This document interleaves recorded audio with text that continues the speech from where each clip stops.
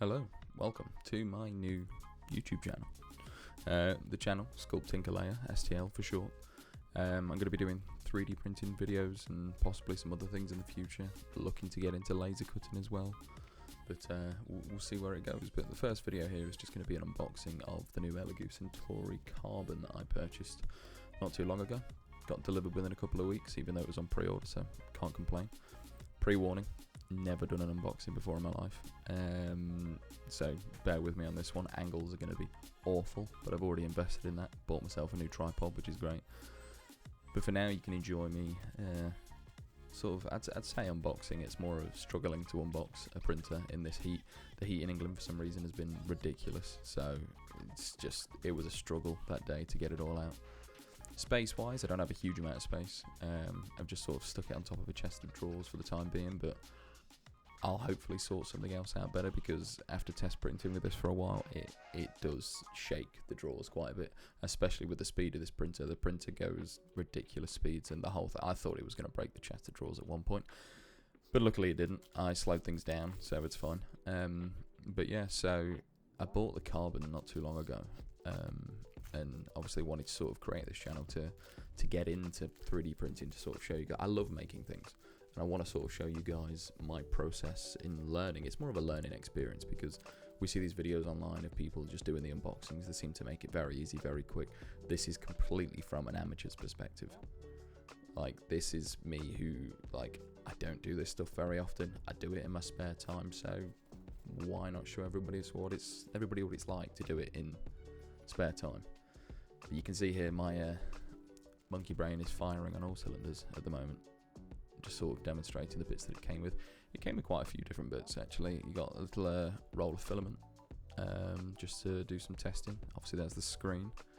It came with a scraper blade to scrape things off the print bed. It came with a spare wiper. So you got a fair amount of spare things with the printer itself. There was the fancy looking USB stick. I just showed that because I really like the look of the USB stick, to be fair.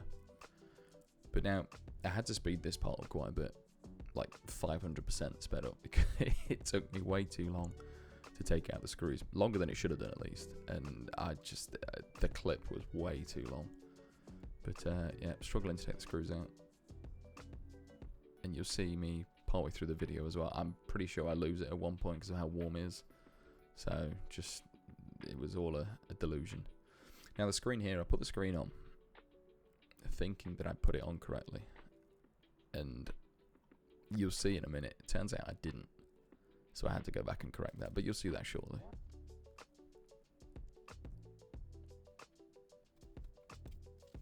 Peeling the film off the lid.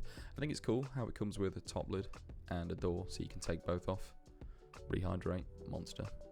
Perfect. But yeah, just plugging the power cable in, sort of, it's good, one cable. It does have a port at the back for a multicolour system, which I think they're going to be bringing out at some point soon.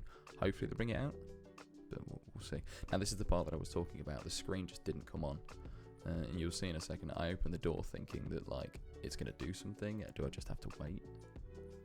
But yeah, it turns out I didn't actually click the ribbon cable into the back of the screen far enough, and that just didn't let it come on. So yeah, I had to take that off and do it again. So yeah, take two, switch it back on, and presto, came straight back on.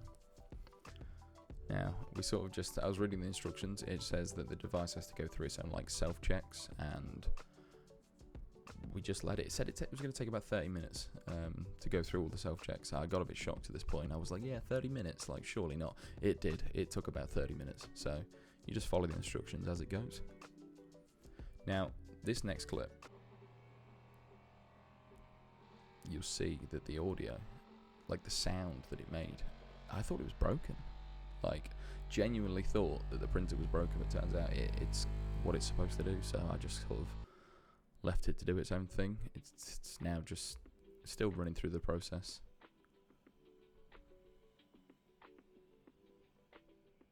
I'm just sort of waiting. I'm getting very impatient at this point. And now it's on the last step.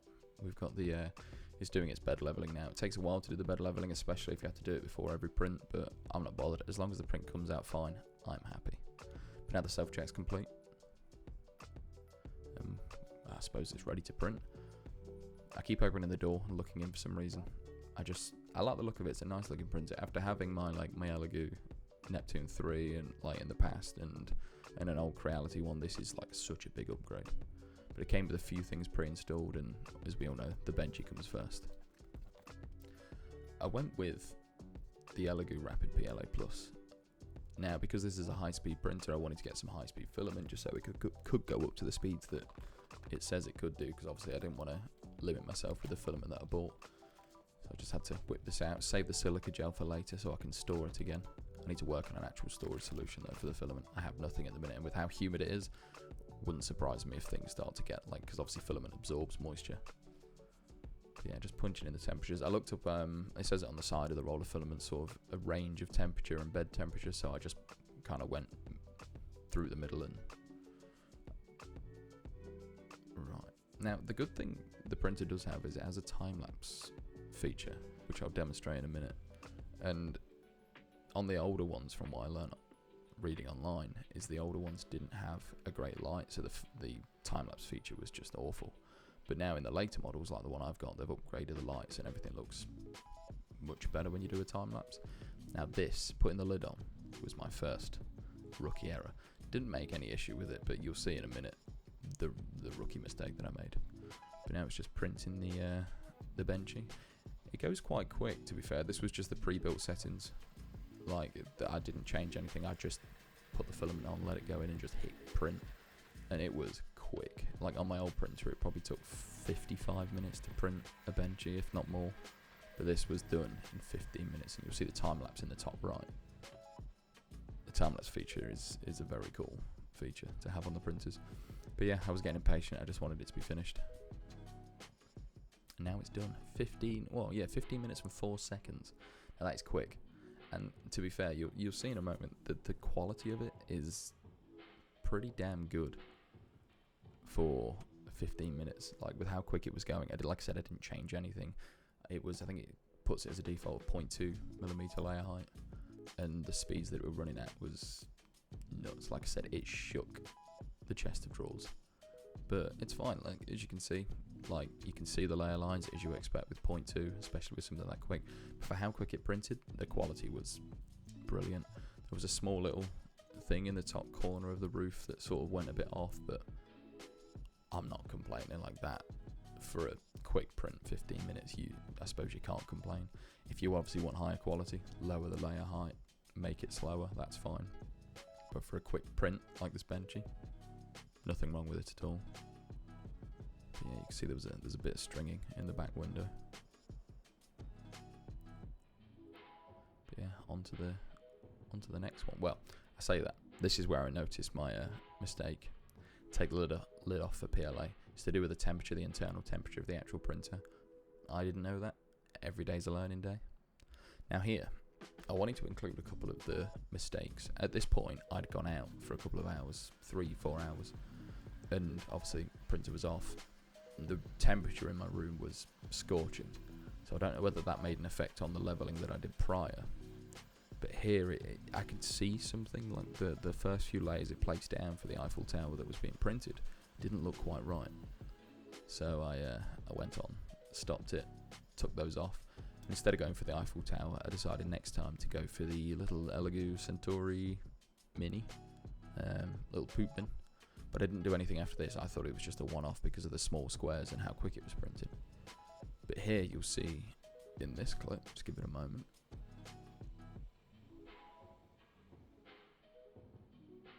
Just watching and waiting for it.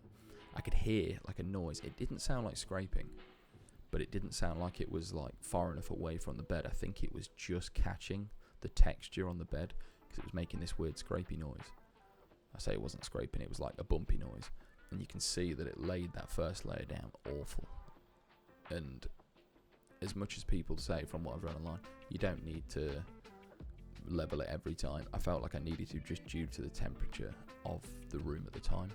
But you can see there in that clip, it was not having a good time with laying that first layer down.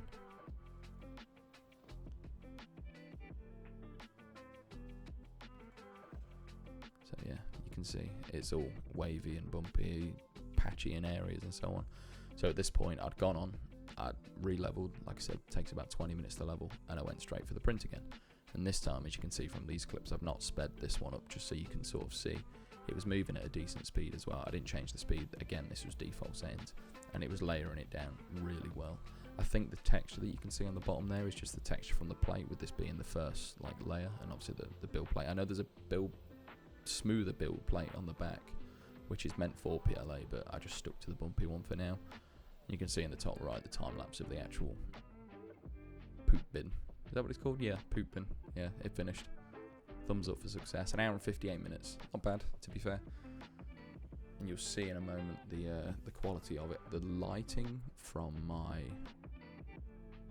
room with the window open shows the layer lines quite a bit, but ultimately for the print that it is, you can, like I said, can't complain. For the front of it, and it looked great because it was quite literally just a mini Centauri Carbon look. Yeah, you'll see as I go around, there's, like you say, you can see the lines, but ultimately can't complain. Now there is one thing I did notice on the back. You see here, above near where the screw holes are, there's like shadowing, like ringing, and I wasn't quite sure what was going on here. So at this point, I sort of went off for a couple of days, tried to do some research, and I printed one of the calibration cubes, and you'll see here the wavy effect, the ringing again. So I dropped Elegoo an email and asked them about it. And this was the email that they sent back. Thanks for contacting us. According to the analysis of the video you currently provided, this sound is within a reasonable range. If you mind the situation and want to further reduce the printer noise, you can try the following steps. They basically said put it in silent mode because I had it unbalanced. Now, I did say to them about the sound, and they said apparently the sound's perfectly normal. I'm not sure, I'm not used to it. So you'll see here, a couple of days later, put the filament on, flicked it back on, and just wait for it to boot up again. Now, I decided to print a new model that I slice myself in Orca Slicer. I'll get more into the slices in a bit. It's like a fidget ring thing because I wanted to test the tolerance of moving parts as well. So punch the temperatures in. It didn't, I noticed that the temperature didn't actually change when I put the one for the nozzle in there, but it does actually update itself. It just took a minute to go through. So put the bed in, put the nozzle in, wait for it to load, and then changed it from balance to silent. Now, I'd already adjusted the speeds in the slicer as well, so it did end up going slower than what I thought it was going to, but I'm not bothered. I think this still only took like 35 minutes or something to complete. And for 35 minutes for print, like I said, I think on my old printer I had to do it all separately as well because of stringing issues, so I printed all these at the same time, and I can't complain. It came out really well. I'll just let you watch this part here. So it obviously actually starts on the print. The first layer is always slower. I've set it to be slower, the first layer, just so it lays it down well. And I think for me personally as well with these parts, I'm not too bothered about them taking longer than what they should do, as long as they come out fine. See, 35 minutes for that. And time to actually take it off the build plate, which with one hand, very difficult. But, you know, we got there in the end. There we go, it's just come off. And now I'll just quickly assemble it so you can actually see. So you see at the bottom layer looks fine in my opinion. It did the walls very well, can't see any imperfections on the walls at all. And the actual bumps on the wheels, the little gears, came out great. And the good part is, it worked first time. There was no issues with it spinning, there was no issues with them catching on each other. And I've actually super glued it now and use it. I just sort of fidget with it. I love the fidget toys that you can make with the printers because they're just so easy to make. Loads of models online to actually like print and try out and play with. I think I'll do some of them in the future as well. Just like a mini series of different fidget toys and mini prints that you can do. But yeah, as you can see, look, spinning perfectly fine. Well, that's the end of the video. Thank you so much for watching. Really appreciate everybody that just tuned in and decides to watch the video. Like I said in the video, that I'm going to be doing like lots of 3D printing projects. I'll do them as I come. I'll put in some shorts as well for some quick little mini prints. But yeah, so I'll come up with more of a schedule in the future. Planning to do like one every 2 weeks because they can take a while to actually print off and so on, and actually like do the project side. Depends on how demanding the project is. But if I don't do a video one week, I'll aim to do a quick short video in the week and upload that as well. But anyway, thank you very much for watching. Remember to subscribe, like the video if you did enjoy it, and yeah, I'll catch you next time.